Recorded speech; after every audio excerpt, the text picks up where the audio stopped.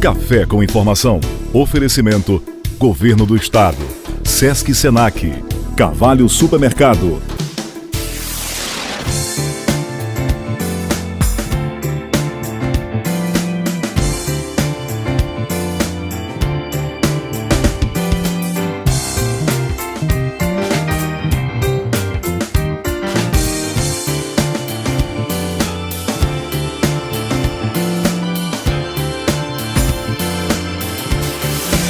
Café com informação.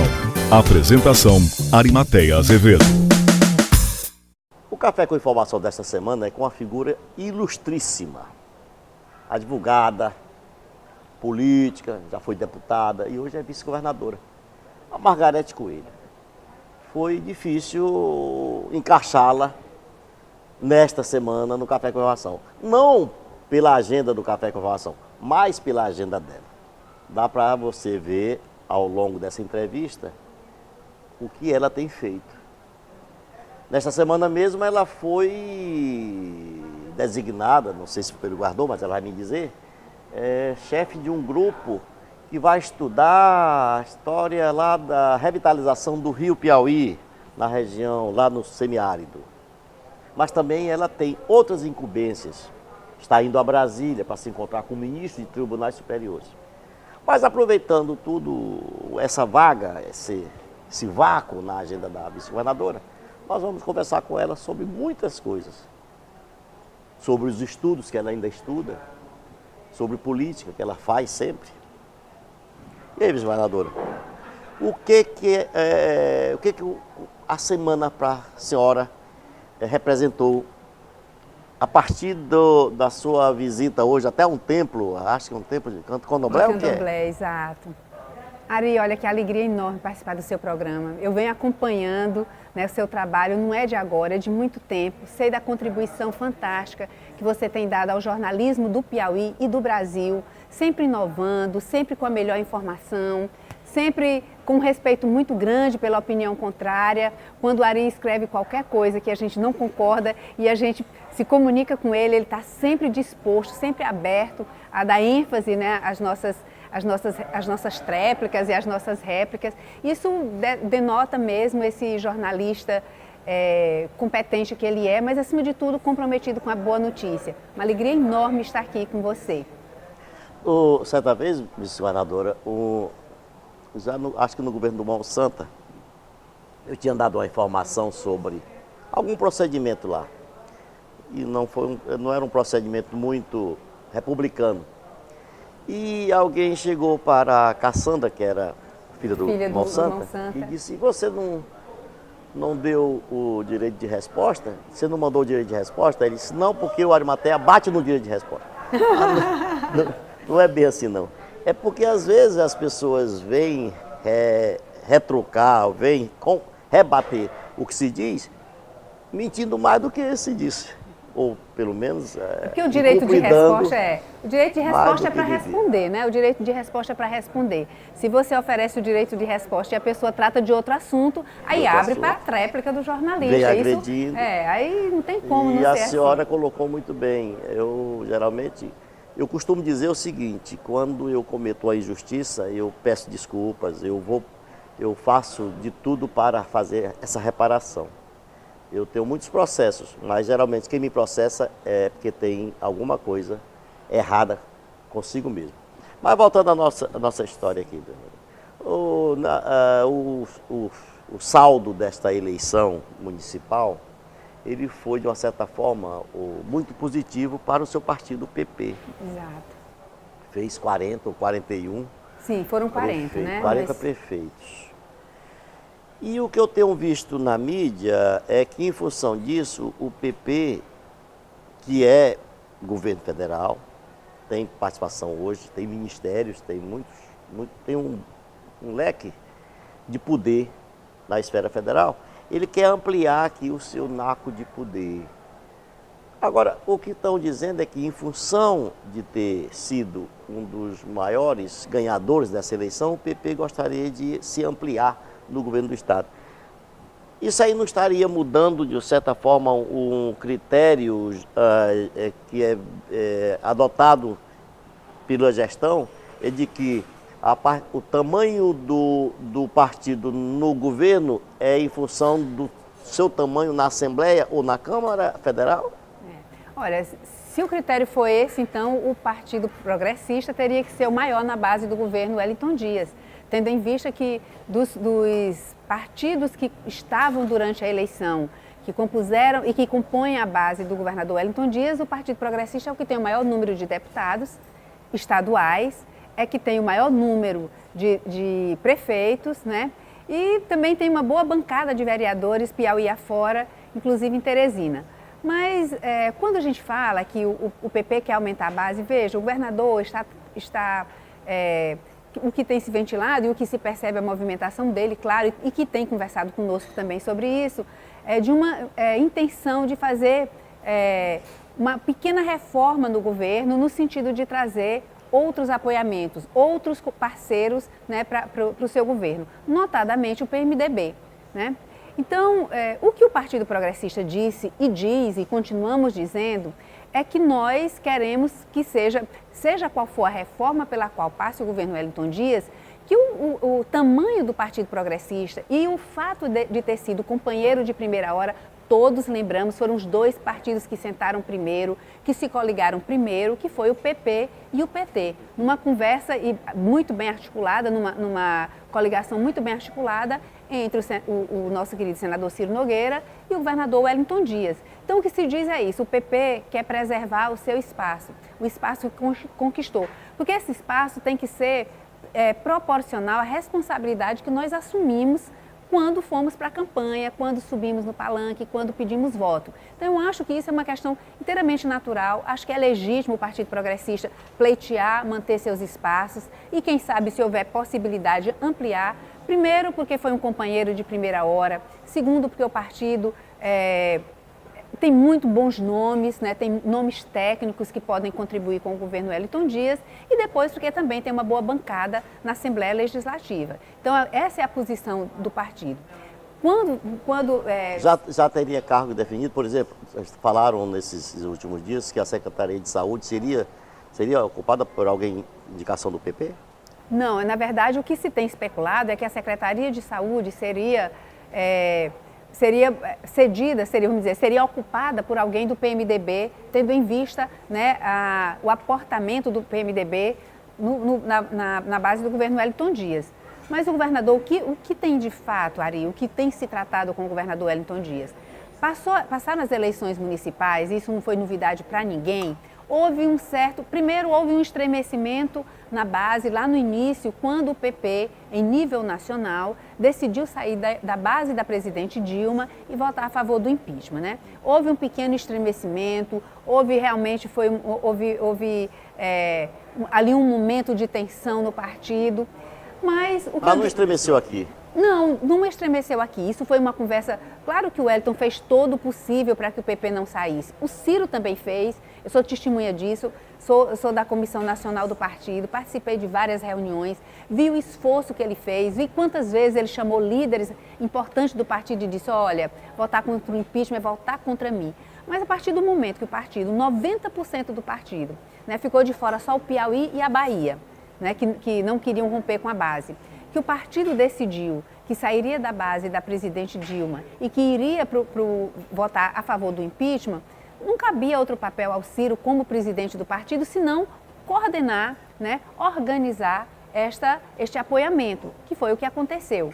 Então, com relação ao governador Wellington Dias, isso claro que o governador não ficou satisfeito, todos sabemos o quanto que o Wellington é petista, o compromisso que ele tem com o partido e que ele tem com a presidente Dilma.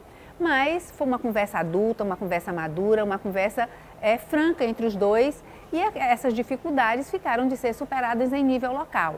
Então, a eleição municipal, né, como toda eleição municipal, mexe com a base inteira dos partidos, não só do PP, não só do PT.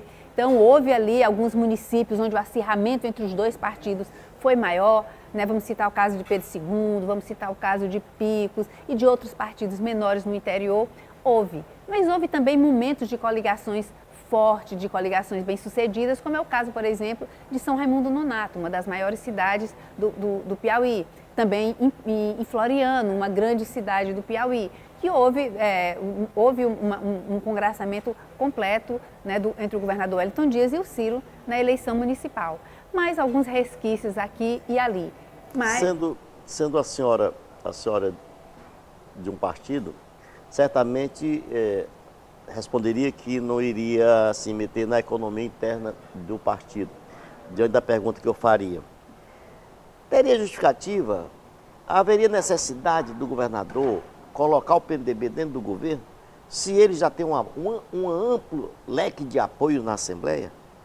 Eu lhe pergunto, para evitar que a senhora diga que não vai se meter na economia interna do partido, porque a senhora vive no executivo, a senhora não é só uma vice-governadora ali na expectativa de poder, a senhora faz uma co-gestão com o governador, isso é muito bom. A vice está sempre, eu diria, sem se subordinar, é uma supersecretária. Então, eu quero que você responda. Tem necessidade do Wellington trazer o PMDB, uma vez que ele já tem folgada a maioria na própria Assembleia Legislativa? Olha, eu acho que a questão da maioria realmente está assegurada. Mas o PMDB é um partido importante, um partido que tem uma grande representação no Estado. E você pensar numa grande convergência em favor do Piauí, eu acho que é importante sim. Eu vou deixar de lado as demais questões, mas eu acho que administrativamente é muito bom, né? Principalmente se nós pudermos trazer a bancada federal também do PMDB, né? Formar essa grande coalizão em favor do Piauí. Nós vimos isso dar certo, por exemplo, aqui do lado, no Ceará, né? Em que houve, na época do Tasso Gereissati, aquela grande convergência, né? Um pacto pelo Ceará. Então, acho que o que o Wellington pretende é isso, é fazer um pacto pelo Piauí, é colocar todos em volta da mesma mesa. Cada partido preservando sua independência, cada partido preservando a sua autonomia. Mas, acima de tudo, os partidos colocando os interesses próprios de lado em favor do Piauí. Nesse aspecto, eu acho que o Wellington pensou bem, acho que é viável, acho que é plausível. O problema é como ele vai fazer essa articulação, né, de onde ele vai tirar espaço para ceder ao PMDB, provavelmente do próprio partido. O próprio PT seria um entrave. Os petistas eles reagem a esse tipo de composição. Porque fatalmente quem deve perder espaço aí é o PT. Também é o partido, vamos dizer, que tem mais gorduras, um partido que ficou com um naco maior, exatamente por ser o partido do governador Wellington Dias. Mas a gente tem visto também parcelas, inconformismo de parcelas do PMDB. Nós vimos, por exemplo, o ministro João Henrique, né, Souza, dizer que precisa fazer uma oitiva maior do partido, precisaria haver uma plenária do partido para que se decidisse que essa seria uma decisão mais da Assembleia, do PMDB da Assembleia, não seria do PMDB em nível regional realmente. Mas o fato é que o PMDB me parece que já se reuniu e que já decidiu aceitar a proposta, né, de coalizão feita pelo governador Wellington Dias. Então vamos ver agora como é que o tabuleiro, né, como é que as peças nesse grande tabuleiro de xadrez, como é que vão se mover. Bom, governador, a pergunta em si é porque eu vi um exemplo disso em 2014. De 2011, na sua gestão, a partir de 2011, o então governador Wilson Martins, parece que estendeu assim, abriu um grande guarda-chuva e pôs todo mundo dentro. Eu não diria que seria uma torre de Babel, porque se falava a mesma língua, naturalmente, tudo mais. Tinha muitos interesses contrariados ao longo da gestão. E quando o então governador foi buscar um mandato, foi se candidatar a senador, ele se viu sem o apoio daqueles aliados que ele tinha no governo. O Wellington não corre esse risco? Olha, eu acho que o Wellington tem nos demonstrado, né, ao longo da sua carreira política, ter uma habilidade enorme, né, de compor. Tem uma habilidade enorme de convergir, de trazer convergências. E eu tenho a impressão que ele vai conseguir, sim. Naquele momento que houve um desacerto na base do PMDB, não é? Nós lembramos, né, daquela disputa que houve entre o deputado Marcelo Castro e o então governador José Filho, de quem seria o candidato. Houve um estremecimento e aquilo terminou. Também houve uma chapa composta muito prematuramente. Eu lembro bem da minha impressão na época, em que era uma chapa que chegava pronta, já com o candidato a governo, já com o candidato a vice, e os demais partidos e os demais atores da cena política. Ela foi alinhavada em dezembro ainda de 2013, né? Era para ser em 2014, tá certo. De 2013. Então, e já veio uma chapa pronta para ser, vamos dizer assim, imposta ao grupo. Foi uma chapa que veio, vamos dizer, do gabinete pronta, sem muita conversa com a base, sem essa convergência inicial. Eu acho que ali foi o momento que a base veio fragmentada, a base veio cindida, e isso terminou por repercutir não só na eleição de governador, como também na eleição de senador, né? Que veio aí uma grande surpresa, o senador Elmano Ferrer. Mas o que houve? Do outro lado, já do nosso lado, houve uma composição de uma chapa muito conversada, muito dialogada e formando um time, todo mundo trabalhando junto e formando a mesma linguagem. Bom, e quem garante que o próprio PP não pense na cadeira número 1 do Palácio Karnak e imagine lançar um candidato a governador em 2018? Mas a senhora vai responder depois dos comerciais. Café com informação. Oferecimento: Governo do Estado, Sesc Senac, Carvalho Supermercado. Bom, como já fizemos a entrevistando o governador Wellington Dias semanas atrás e depois entrevistando os 4 novos vereadores de Teresina, o Café com Informação agora é itinerante. E neste Café com Informação com a vice-governadora, ele também está sendo itinerante. E do mesmo cenário onde foi feita a entrevista com os vereadores, é aqui do Metropolitan Hotel de Teresina. E nesse cenário eu fiz a pergunta à vice-governadora sobre se o PP não tem também intenção de lançar candidato a governador em 2018, rompendo essa parceria que tem hoje com o governador do PT. Ari, olha, diante do cenário atual, o que o partido hoje tem vamos dizer assim, um compromisso, primeiro, com a reeleição do nosso querido senador Ciro Nogueira e com a reeleição do Wellington Dias. O cenário hoje é esse, de marcharmos, né, unidos, buscando a reeleição das duas maiores lideranças, né, deste nosso, vamos dizer, como o Wellington gosta de chamar, desse nosso time, né? Mas o PP tem nome, sim, né, aptos a concorrer em nível estadual. O PP cresceu bastante, como se disse há pouco. O PP hoje é grande, né, em número de vereadores, em número de prefeitos, em número de deputados estaduais e também em número de deputados federais. Hoje nós temos 2 deputados federais, né, representando o Piauí. Então, não seria, vamos dizer assim, inopinado o PP também, né, procurar seu espaço, que, aliás, é a obrigação dos partidos políticos. O partido político existe para almejar o poder, para exercer o poder. O caminho natural do partido político né? Porque às vezes a gente ouve as pessoas dizerem assim, mas partido tal só quer saber do poder. É da natureza jurídica do partido político, é chegar ao poder. O partido político que nunca chega ao poder tem que ficar, como nos outros países do mundo, né, na cláusula de barreira ou na cláusula de desempenho. Um partido que nunca chega ao poder, ele não é um partido, ele é um grupo de pressão. Então, não seria, vamos dizer assim, inopinado, não seria de se surpreender o PP também lançar um candidato, né, ao governo do Estado. A advogada e uma das boas advogadas do Piauí. Essa volta e meia ficam citando o senador Ciro Nogueira nessa história com envolvimento com a Lava Jato. Isso preocupa? Olha, eu tenho visto o senador Ciro muito tranquilo, muito sereno, né? O caso que tem se referido a ele é um caso, vamos dizer, de 2004, né? E, enfim, um caso que não sei se está sendo requentado agora, mas é um fato que supostamente teria ocorrido em 2004. E nós sabemos todos, a imprensa noticiou, fizeram busca na casa do senador Ciro, né? Já fizeram inúmeras investigações e, por enquanto, não passou disso, né? Então, eu tenho inteira confiança nele, né? Confio na palavra dele. O que ele tem dito nacionalmente para o partido é que está tranquilo e demonstra essa tranquilidade, demonstra essa serenidade com relação ao caso. Agora, quem está na vida pública, né, tem a vida mais, está sempre exposto a esse tipo de investigação. Eu disse aqui agora no início da entrevista que a sua agenda ela é pontuada de os mais diversos assuntos. E um deles, que chega até a surpreender, essa história de que você ainda é estudante, continua estudando, até parece, me lembra o Paulo Freire, a história do aprendizado sempre, né? De anos atrás eu estava em São Paulo e aí encontrei de uma felicidade sem fim. Tinha acabado de concluir o mestrado.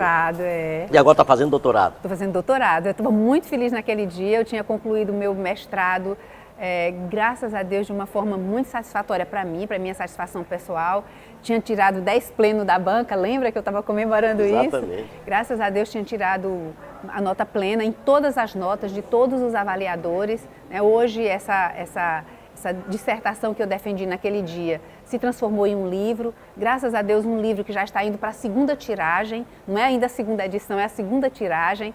A primeira tiragem foram 3.000 livros, a editora já me informou que já está se esgotando, já pedindo autorização para fazer mais uma nova tiragem, né, que você inclusive me deu a honra de ser um dos seus leitores, que é a Democracia na Encruzilhada.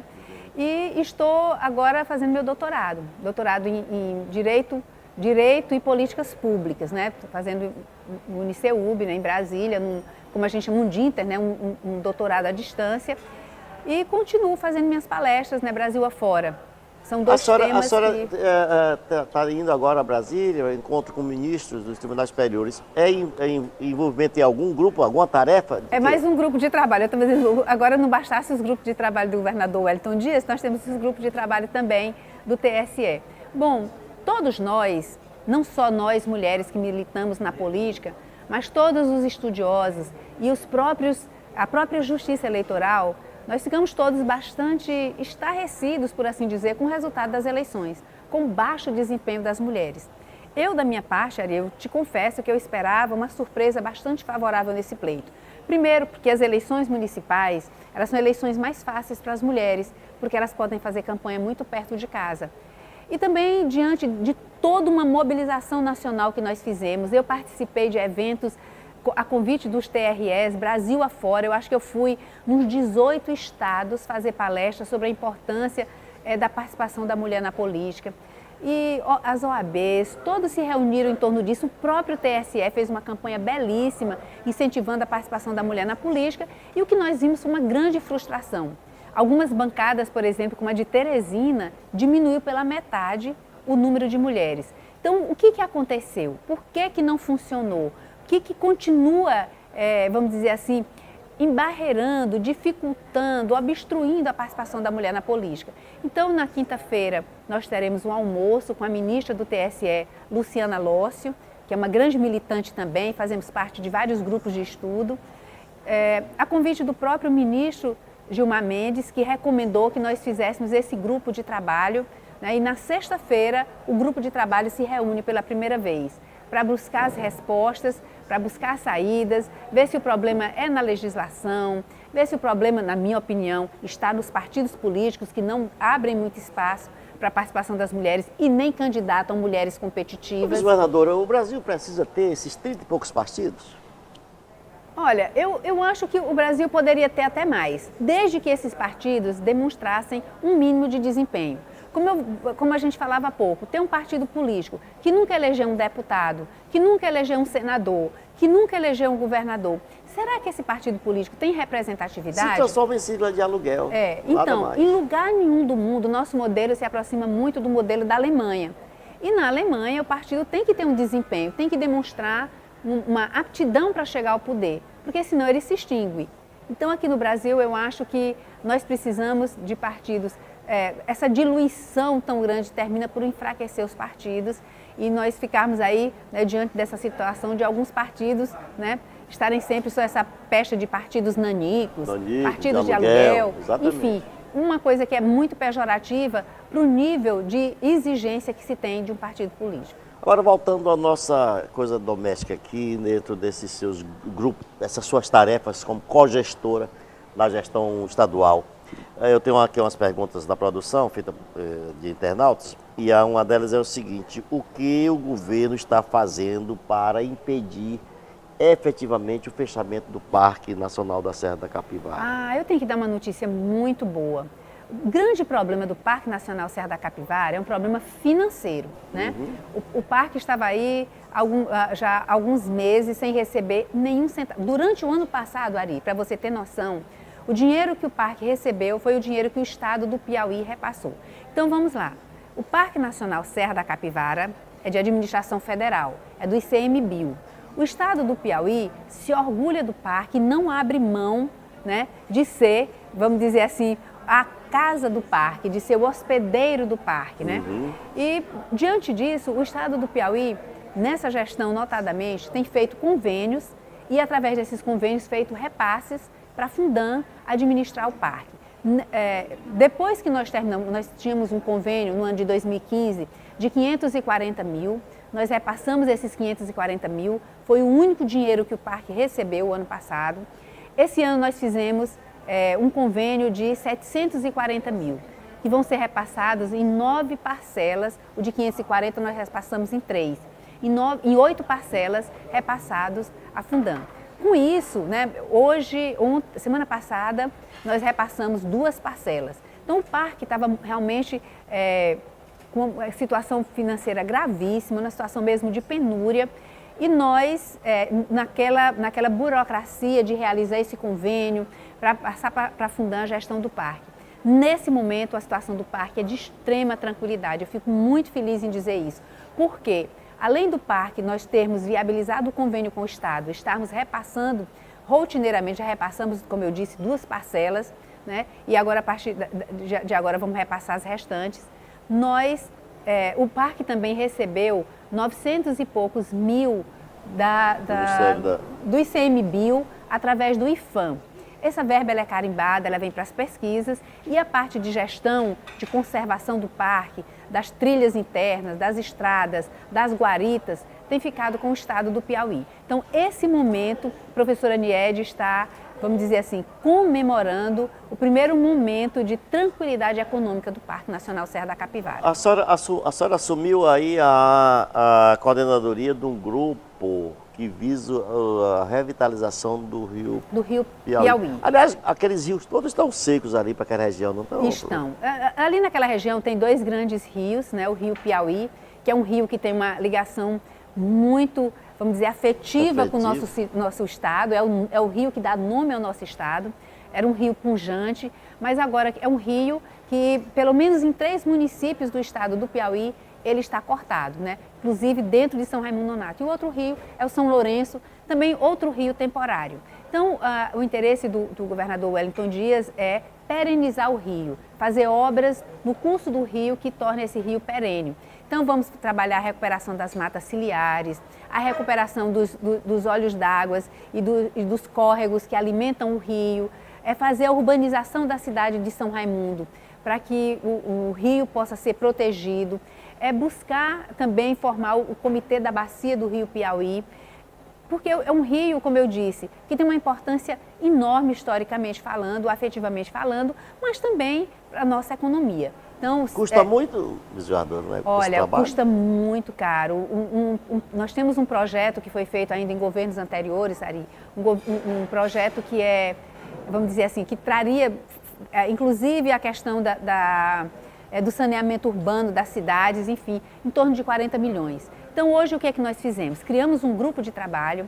Esse grupo de trabalho vai, vamos fazer assim, atualizar esses projetos que há 2 projetos, né? Um na Secretaria de Defesa Civil e outro na Secretaria do Meio Ambiente, fazer com que os 2 projetos confluam, né? Um sirva de apoio para o outro e, vamos dizer assim, setorizar. Então, ver o que é do Ministério das Cidades e fazer um projeto, porque nós temos convicção e consciência que nós não vamos conseguir realizar um projeto nesse valor e com essa envergadura, né, assim, tão de repente, talvez não só numa gestão. Então, nós vamos agora, criamos esse grupo, vamos compartimentar o projeto, né, cada um na sua área, no seu ministério, e ir atrás dos recursos, seja via emenda, seja via ministério, com dotação orçamentária de ministério. Encerrando, vice-governadora, o Brasil, notadamente o Nordeste, ele se envolveu numa grande polêmica, uma grande discussão com relação àquela decisão do Supremo Tribunal Federal de tornar ilegal a vaquejada. Sim. Qual é a posição da vice-governadora com relação a Olha, esse evento?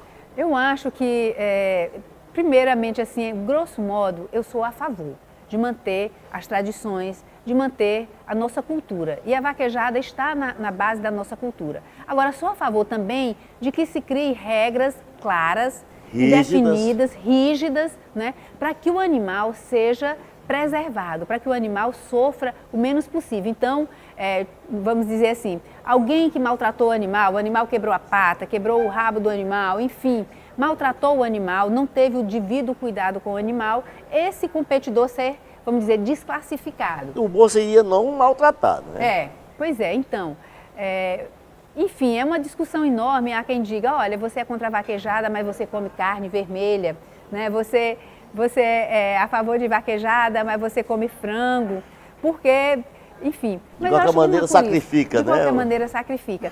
Mas assim, sendo bastante sincera, para quem é a favor dos animais, pode parecer chocante, né? Aquele ato de derrubar o boi, né? Derrubar o boi dentro da faixa. Mas eu acho que isso pode ser feito com técnica. E não é para isso a competição? Para ver quem tem a melhor técnica? Então, acho que desclassifica quem maltratar o animal. Eu só quero agradecer à vice-governadora Margarete Coelho, que nos deu a honra dessa entrevista. Quero agradecer mais uma vez à direção do Metropolitan, que nos cedeu o cenário para que realizássemos esse evento. E agradecer você, internauta, que nos tolera por semanas, aliás, por mais de ano. Já fizemos um ano no Café com Informação. Nós voltamos na próxima semana.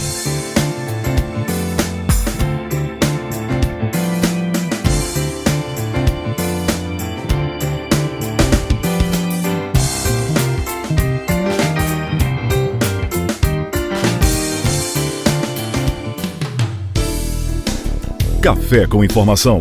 Oferecimento: Governo do Estado, Sesc Senac, Cavalho Supermercado. Café com Informação. Apresentação: Arimateia Azevedo.